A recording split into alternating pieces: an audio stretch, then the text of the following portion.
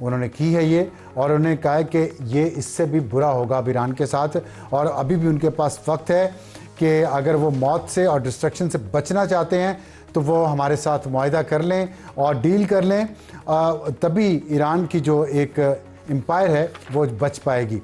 तो ये है वो सूरत हाल, ये है वो बैकग्राउंड जो धमकी दी गई है ईरान को कि अभी भी वक्त है, समझें। मैं बात का आगाज़ करूँगा जाहिद महमूद साहब, आपने देखा जो कुछ हुआ है। हमारा सवाल पहला यही है कि ईरान की इंटेलिजेंस की और सिक्योरिटी की नाकामी है, आपके ख्याल में ये इतनी ये नाअहली है या सुस्ती है, क्या कह सकते हैं, इसको समझ नहीं आ रही, आप कुछ बताएंगे इस पे? जी, बिस्मिल्लाहिर्रहमानिर्रहीम। अफसार साहब, thank you very much for the invite.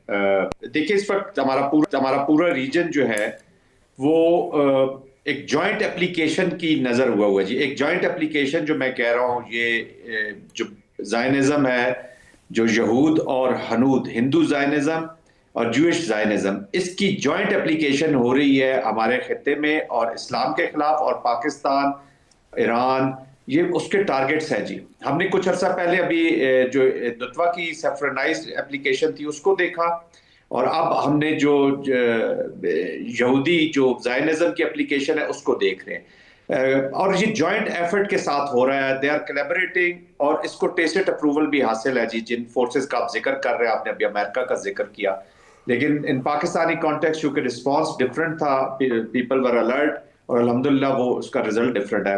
It is a big failure जी, बहुत फेलियर है। और इंग्रेस जो है वो ईरान को समझ आ जाना चाहिए था जब एक टॉप लीडर यहाँ पर मारे गए थे, आपको याद होगा, ईरान के बीच में।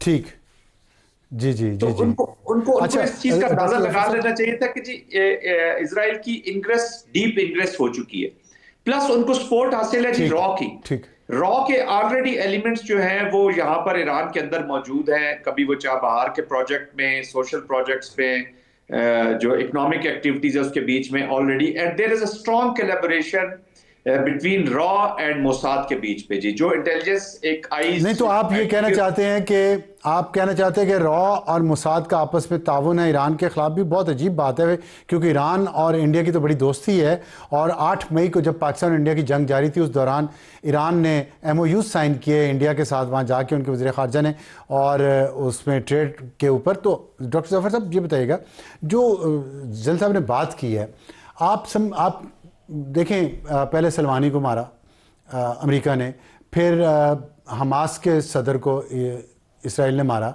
तो ये तो नज़र आ रहा था सबको कि इंग्रेस है इसराइल के एजेंट्स की या उनकी इंटेलिजेंस की ईरान के अंदर। ईरान को खुद नहीं पता था जो इतना ज़्यादा नुकसान हो गया ईरान का।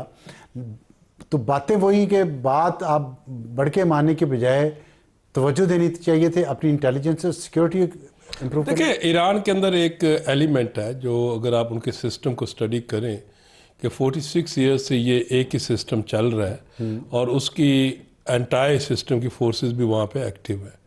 दूसरा, ईरान ने जो अपने हज़बुल्ला और ये जो इस तरह आप कह सकते हैं प्रॉक्सीज जिनको इन्होंने बनाया हुआ था, एक्सिस ऑफ रेजिस्टेंस कहते थे, तो इनको ये अंदाज़ा नहीं हुआ कि उनके अंदर भी पेनिट्रेशन हो गई थी, और इसी वजह से वो एक्सिस ऑफ जो रेजिस्टेंस, इसीलिए जिसको वो एक्सिस ऑफ इवल भी कहते थे, वो बड़े आराम से ख़त्म होती गई। दूसरा ये है कि ईरान का जो इसराइल के साथ है, ईरान को ये रियलाइज़ करना पड़ेगा कि इसराइल के साथ अमेरिकन कम्प्लीटली ओपन है, क्योंकि जिस वक्त ईरान और सऊदी अरब की 2023 में मार्च में डील हुई, जो रिप्रोचमा हम जिसको कहते हैं चाइनीज़ के इंटरवेंशन से, उस दिन से अमेरिकन के बारे में ये उनके अपने लिटरेचर में लिखा जाता था कि American have been kicked out of the Middle East. तो उनका जो कमिंग बैक है वो भी द बिग बैंग था, वो सिवाय इसराइल के और कहीं नहीं। इसलिए अगर आप देखें कि गजा में किस तरह उन्होंने इनको सपोर्ट किया, फिर ईरान पर उन्होंने जब स्ट्राइक की तो ईरान के अगेंस्ट उन्होंने किस तरह सपोर्ट किया, और अभी भी कितना सपोर्ट कर रहे हैं। और ये एक प्रेशर टैक्टिक्स भी है। और इससे पहले कि, क्योंकि इस वक्त अगर आप देखें ना, ट्रंप ने जो डील, जो 5th राउंड में उन्होंने प्रपोजल दी है, उसमें यह है कि ईरान जो है वो कंप्लीट यूरेनियम एनरिचमेंट बैन करेगा, गोल्ड स्टैंडर्ड जिसको कहते हैं, कि उसके न्यूक्लियर फ्यूल साइकिल के अंदर वो नहीं बनाएगा, स्वाय सिविलियन अगर रखता भी है तो वो ख़रीदेगा और उसके बाद वापस जाएगा। तो उस पर ईरानियंस ने कहा कि ये तुम्हारा सॉवरन राइट है, हम इसको एनरिच करेंगे और हमें हमारे लिए ये एक्सेप्टेबल नहीं है। और जो डे आफ्टर टुमारो जो टॉक्स होनी है उसके लिए वो तो कैंसिल हो गए, इतवार के मुज़ाकरात कैंसिल हो गए। लेकिन मेरा सवाल ये, आपने कहा वहाँ ईरान में जो सिस्टम पिछले 40 साल से चल रहा है, क्या सिस्टम है? मुझे मतलब मैं एक यहाँ बाहर बैठ के अगर मैं देखूँ सिस्टम को, तो उस सिस्टम ने तो ईरान को शिकस्त पे शिकस्त, ये नाकामी से दो चार किया है। पाकिस्तान पे उन्होंने हमला कर दिया और फिर इसराइल ने इतना उनका नुकसान बार बार किया है, लेकिन वो कोई जवाब नहीं दे सके। देखिए पाकिस्तान पे जैसे उन्होंने हमला किया तो 48 आवर्स हमने वेट किया कि वो कोई रीजनेबल रिस्पांस आए। उनका नी जर्क रिएक्शंस हैं, हैपहैज़र्ड किस्म का उनकी पॉलिसीज हैं, और ये क्यों है? ये तो आपको इसी चीज़ से अंदाज़ा हो जाना चाहिए कि जहाँ पे उनके मेन टारगेट्स उन्होंने जो इस दफ़ा इसराइल ने अचीव किए हैं, तो वो कौन उनको इनसाइड सोर्सेज बता रहे हैं। तो ये रिफ्लेक्ट करता है कि विद इन दी जो उनकी गवर्नमेंट है या उनका जो रूलिंग एलीट है, कोई टग ऑफ वॉर चल रही है। अदरवाइज ये कभी नहीं हो सकता कि पिन पॉइंट बाहर से आके वहीं पे फायर हो, वहाँ से कोई ना कोई इन्फॉर्मेशन तो लीक हो रही है। तो इसलिए ईरान का इंटेलिजेंस फेलियर है। तो सिस्टम आप कह रहे हैं जो उनका एक रिलीजियो पॉलिटिकल सिस्टम है, उसकी आप बात कर रहे हैं, उसके अंदर क्रैक्स हैं। उसके अंदर क्रैक्स हैं। जनरल साहब ये बताइएगा, जो उनके सिस्टम के अंदर क्रैक्स हमें नज़र आ रहे हैं, पूरी दुनिया को नज़र आ रहे हैं, और जो रिजल्ट्स भी निकल रहे हैं उनके सामने हैं, ईरान उन क्रैक्स को भरना नहीं चाहता या भर नहीं सकता? देखिए 40 इयर्स प्लस का ये एप्लीकेशन है और उसके रेजिस्टेंस भी उसी तरह आहिस्ता आहिस्ता ये चीज़ें की जाती है। मोसाद वगैरह ये एजेंसीज ऐसी हैं जो एक बीज बोती हैं और उसको फिर बहुत अरसा उसकी हिफाजत करती हैं जी। ये ऐसे नहीं है कि नीजर ऑपरेशन एकदम फैसला किया होगा, कि इसके पीछे बड़ी उनकी एक रियाज समझ ले के इन्होंने किया होगा और यहाँ पे डीप इंग्रेस की होगी।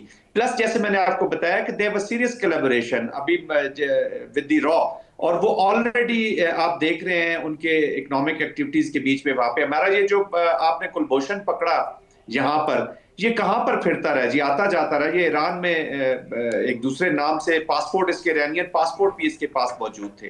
तो ये देखे ना, ये जब पाटिल के नाम से जो चीजें इसकी चलती रही हैं, तो ये एक छोटी सी एग्जांपल है। तो इनकी काफी कोलैबोरेशन है। देखिए इस्लाम के अगेंस्ट एक एप्लीकेशन, लेकिन मैं मुझे आपके जाहिर साहब, आप जो कोलैबोरेशन की बात कर रहे हैं ना, मुझे उसकी कोई लॉजिक समझ नहीं आ रही।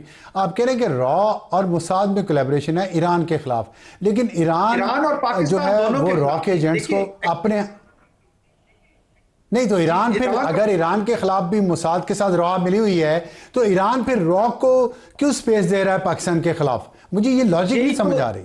यही तो ईरान से क्वेश्चन करने की बात है जी। देखिए ईरान को बस अगर यही चीज उनको समझ होती तो आज ये दिन देखना ना पड़ता ना जी ईरान को। ठीक है डॉक्टर साहब, आप कुछ इस पे ऐड करना चाह रहे थे? मैं इसमें एक चीज़ बड़ी क्लियर करना चाहूँ। देखिए ईरान और इंडिया ने 2003 में एक डिफेंस पैक्ट साइन किया, उसके बाद 2009 में रिवाइव भी हुआ, और वो 2014 में उनका चाबार का millions of the dollars Indian हुई।